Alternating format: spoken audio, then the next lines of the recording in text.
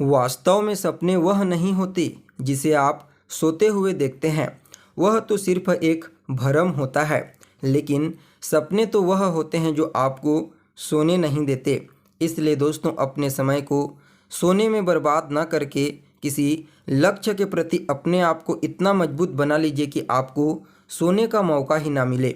नमस्कार दोस्तों, मैं ज्योतिष आचार्य वासुदेव मिश्रा आपका अपने चैनल सत्य की खोज में हार्दिक अभिनंदन करता हूं।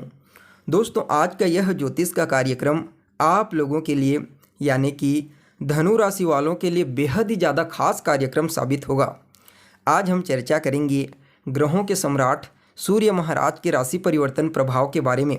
जी हाँ, 15 जनवरी 2024 की प्रातः लगभग 3:05 के आसपास भुवन भास्कर सूर्य अपनी वर्तमान अग्नि तत्वीय राशि धनु राशि को छोड़ करके अपने शत्रु शनिदेव की साधारण राशि मकर राशि में प्रवेश करने के लिए जा रहे हैं, जहां पर वह 13 फरवरी 2024 तक गोचर करेंगे। फिर उसके पश्चात कुंभ राशि में प्रवेश कर जाएंगे। तो ऐसे में दोस्तों, बड़े विस्तार के साथ जानने का प्रयास करेंगे कि सूर्य महाराज का मकर राशि में गोचर करना आपके लिए किस प्रकार से फायदेमंद साबित होगा। जी हाँ, आप सभी धनु राशि वालों के लिए इस समय किन किन क्षेत्रों में आपको लाभ के अवसर प्राप्त होंगे, तो वहीं किन किन बातों का आपको विशेष तौर पर ध्यान रखना है और सूर्य महाराज के इस गोचर प्रभाव को और ज़्यादा श्रेष्ठ और बेहतर बनाने के लिए क्या उपाय आपको करना चाहिए, ये तमाम प्रकार की जानकारी आपको बताएंगे। इसलिए कार्यक्रम को अंत तक देखने का प्रयास कीजिए।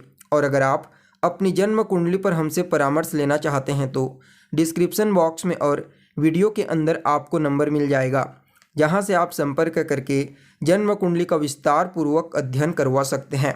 तो दोस्तों, वैसे देखा जाए तो सूर्य महाराज मूल रूप से हमारी आत्मा के कारक ग्रह होते हैं, लेकिन यह हमारी आत्मा के कारक ग्रह होने के साथ साथ हमारे जीवन में मान सम्मान, पद प्रतिष्ठा, नौकरी चाकरी, पिता, सरकार, प्रमोशन, समाधान और सफलता जैसी चीज़ों का भी प्रतिनिधित्व करते हैं। इसलिए इनका गोचर बेहद ही महत्वपूर्ण बन जाता है। जी हाँ, जब भुवन भास्कर सूर्य जन्म कुंडली में बलवान होते हैं तो जातक को उसके जीवन के हर क्षेत्र में श्रेष्ठ सफलता की प्राप्ति होती है। जी हाँ, जातक अपने जीवन में अपने पुरुषार्थ, अपने मेहनत और अपने भाग्य के दम पर लगभग सभी प्रकार की सुख सुविधाओं को हासिल कर लेता है और समाज में उसे मान सम्मान, पद प्रतिष्ठा और प्रसिद्धि की प्राप्ति होती है। और ऐसे लोगों का जो व्यक्तित्व होता है वह बिल्कुल सूर्य के समान प्रकाशवान होता है। चारों तरफ से उन्हें प्रसिद्धि मिलती है, उनकी ख्याति फैलती है। ठीक इसके विपरीत जब सूर्य महाराज पीड़ित हो जाते हैं, कमज़ोर हो जाते हैं, तो जातक को बिल्कुल पूरी तरह से अंधकार में ले जाते हैं। जी हाँ, व्यक्ति मेहनत तो बहुत करता है, लेकिन उसके मुताबिक उसे किसी भी फील्ड में कोई विशेष सफलता की प्राप्ति नहीं होती। उसके जीवन में जब भी समस्याएं आती है तो उसका समाधान उसे दिखाई नहीं देता। और सूर्य देव के पीड़ित होने से व्यक्ति को न तो समाज में मान सम्मान, पद प्रतिष्ठा की प्राप्ति हो पाती है और न ही वह किसी भी प्रकार से शारीरिक रूप से चुस्त दुरुस्त और तंदुरुस्त रह पाता है। जी हाँ, सूर्य देव के पीड़ित होने से हड्डियों से संबंधित समस्या, नेत्रजन्य पीड़ा, ऐसी चीज़ें देखने को मिलती है। इसके अलावा शासन प्रशासन से हानि, पिता के साथ तालमेल भी हो जाता है। कहीं ना कहीं देखा जाए तो सूर्य देव का बलवान होना, चाहे गोचर कुंडली में हो या फिर जन्म कुंडली में, दोनों ही स्थितियों में बलवान मतलब बेहद आवश्यक माना जाता है। क्योंकि सूर्य देव जब पीड़ित होते हैं, कमज़ोर होते हैं, तो ऐसी चीज़ें अवश्य ही देखने को मिलती है। तो दोस्तों देखिए, सूर्य देव वैसे तो हर महीने राशि परिवर्तन करते हैं, जिसे हम संक्रांति के नाम से जानते हैं। लेकिन दोस्तों, जब बात आती है मकर संक्रांति की, तो यह थोड़ा ज़्यादा ही विशेष और ख़ास बन जाता है। ऐसा क्यों? देखिए, एक तो यहाँ पर सूर्य देव उत्तरायण होते हैं और दूसरा, इस राशि में आने से पहले धनु राशि में गोचर करते हैं। और धनु राशि जो होती है वह देवगुरु बृहस्पति की मूल त्रिकोण राशि होती है। परिणाम स्वरूप धनु राशि में गोचर करते हुए सूर्य महाराज एकांतवास में देवगुरु बृहस्पति से ज्ञान ग्रहण करते हैं और जैसे ही धनु राशि से निकलते हैं वैसे ही बृहस्पति महाराज की कृपा, आशीर्वाद और उन्हें शक्ति प्राप्त होती है। परिणाम स्वरूप मकर राशि में आते ही उत्तरायण होकर के अपना सर्वश्रेष्ठ परिणाम प्रदान करने लगते हैं। और ऐसा ही अब आपको अपने जीवन में देखने को मिलेगा।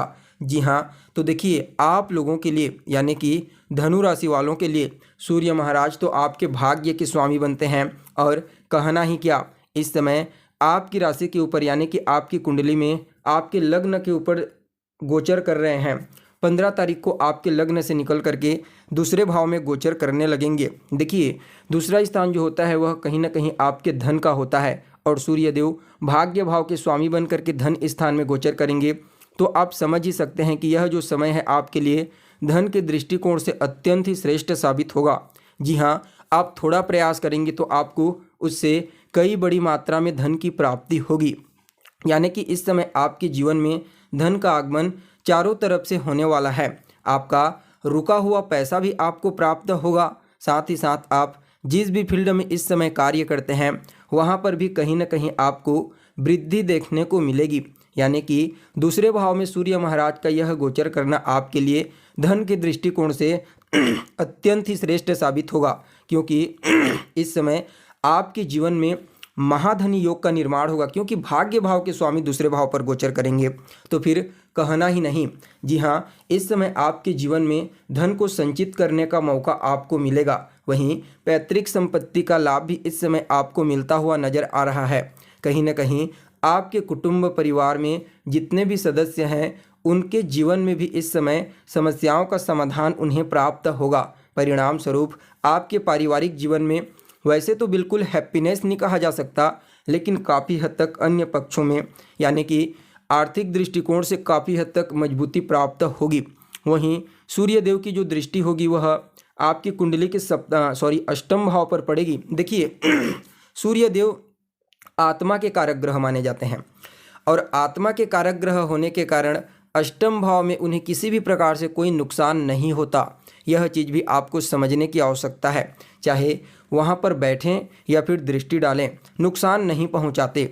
सूर्य देव का अष्टम भाव पर दृष्टि डालना भाग्य भाव के स्वामी होकर के और अष्टम स्थान अचानक प्राप्त होने वाले खुशखबरियों का होता है। परिणाम स्वरूप इस समय आपके जीवन में अचानक ही कुछ छोटी छोटी घटनाएं घटित हो सकती है, जिससे आपके मन को प्रसन्नता मिलेगी, आपको अच्छी लगेगी। जी हाँ, पॉजिटिव घटनाएं घटने वाली है।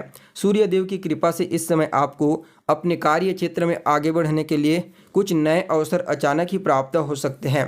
आपको अपने इल्डर का पूरी तरह से सहयोग प्राप्त होने वाला है। जी हाँ, कार्य क्षेत्र में भी बॉस और उच्च अधिकारियों का पूरा समर्थन आपको प्राप्त होगा। देखा जाए तो अष्टम भाव पर जब सूर्य देव दृष्टि डालते हैं तो कहीं ना कहीं यह उन लोगों के लिए अत्यंत ही श्रेष्ठ हो जाते हैं जो किसी भी प्रकार से रिसर्च के फील्ड में कार्य कर रहे हैं। जी हाँ, जो साइंटिस्ट हैं, खोज करते हैं, किसी भी फील्ड में रिसर्च करते हैं, उनके लिए सूर्य महाराज का अष्टम भाव पर दृष्टि डालना अत्यंत ही श्रेष्ठ कहा जा सकता है। उन्हें अपनी समस्याओं का सॉल्यूशन इस समय दिखाई देगा।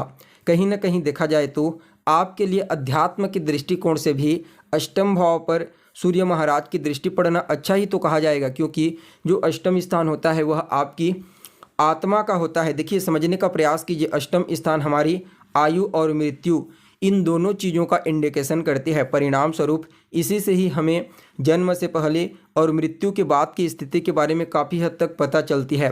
तो इस दृष्टिकोण से देखा जाए तो अध्यात्म से ही वह जानकारी मिलती है। इसलिए सूर्य देव का अष्टम भाव पर दृष्टि पड़ना यह कहीं ना कहीं आपके मन को थोड़ा बहुत अध्यात्म के प्रति झुकाएगा और यह अच्छा भी है, क्योंकि मूल तो वही ही है। तो वहीं दोस्तों देखा जाए तो सूर्य महाराज जो आपके भाग्य भाव के स्वामी बनते हैं तो परिणाम स्वरूप आपके भाग्य को बलवान बनाएंगे। नो डाउट इस समय आप भाग्यशाली रहेंगे, हर प्रकार से आपको सफलता की प्राप्ति होगी। जो कुछ भी आप कार्य करेंगे वहाँ पर सफल होंगे, जो कुछ भी आप चाहेंगे वह आपको मिलेगा, जो कुछ भी बड़ी महंगी वस्तु खरीदना चाहेंगे वह भी खरीद सकते हैं।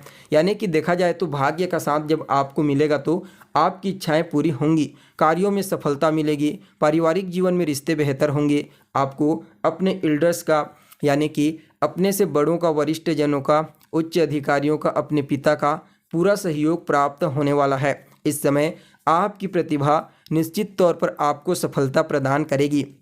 जी हाँ, आप सभी लोगों के लिए यानी कि आप सभी धनु राशि वालों के लिए सूर्य महाराज का यह जो गोचर है अत्यंत ही श्रेष्ठ साबित होगा, क्योंकि सूर्य महाराज आपकी भाग्य भाव के स्वामी बनते हैं और भाग्य भाव के स्वामी बन करके बलवान हुए हैं तो फिर कहना ही नहीं। फिर भी सूर्य महाराज के इस गोचर प्रभाव को और ज़्यादा श्रेष्ठ और बेहतर बनाने के लिए रोजाना आदित्य हृदय स्तोत्र का पाठ कीजिए या फिर श्रवण कीजिए। इसके अलावा आप रविवार के दिन मजदूरों की हेल्प कीजिए।